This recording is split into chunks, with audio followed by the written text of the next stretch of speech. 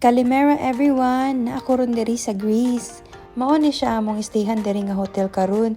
Nindot siya kay duol siya og beach and napud siya pool. Medyo na-weirdohan lang ko sa ilang elevator kay diri siya usual nga pareha sa ubang hotel. Kani siyang elevator kailangan pa nimo abrihan. Maka-feeling princess kaayo ang ambience sa ilang hallway oy. And this is my breakfast with overlooking view sa beach sa gawas. Namahumidaan kay moadto daw mi og city. And while waiting sa uban nga mo na og diri na lang may nagtambay sa lounge area. Layo-layo po among biyahian kay mga 1 hour daw. Among agenda for today is Acropolis and Parthenon walking tour. Pagpalit na mo og ticket, mga 1 hour 45 minutes pa daw ang next slot. So naglakaw-lakaw na lang mi around the area, na nabook mi og dalan and nami nakita ang kaning mura og sinaunang gate. Muna nagpa-picture na lang sad mi. Wala na sad kayo mi nagpalayo kay para makabalik ra sad mi og dali dito sa among adtuan. Dagan pa sa historical site around the area pero wala na namo og giadtuan kay medyo layo-layo na. Nagtambay na lang mi kadali og naminaw sa ilang mga city buskers.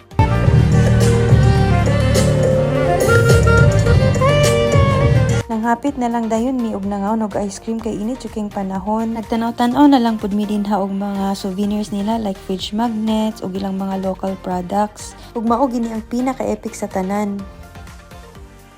So mao to time naman ang usulod ni linya na mi dinha mo na among ticket nga ilahang iskan para makasulod ka sa ilang Parthenon walking tour. Ilaha gining gi-preserve nga site kay almost 2,500 years old naman gud ni since natukod. Haska gid taw ng inita unya murag layo-layo pang amuhang baktason paingon sa taas para maabot namo tong Parthenon Temple. Daghan taw ani nga time kay weekends man sumutong puno-puno ang slots. Mao daw ni ang first theater in the whole world, ang Theater of Dionysus. According to them, mao daw kuno ni ang birthplace of drama. Gusto gyud mi magpa-picture ani diri pero haskag yung daghanang tao.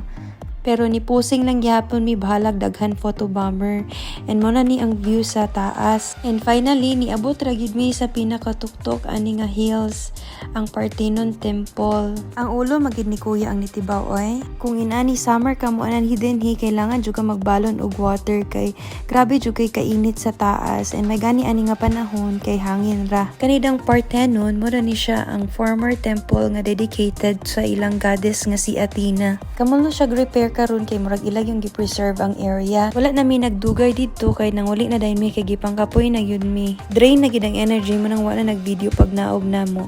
Pag abot namo sa hotel, nag-lunch lang dayon mi diha sa pool area and adto sa ilahang beach. Wala na mi nag-swimming kay katulgon na gid kaayo mi ani nga time. Sumoto na naka na lang mi og balik sa amuhang room og nangatulog. That's all for today. Bye-bye.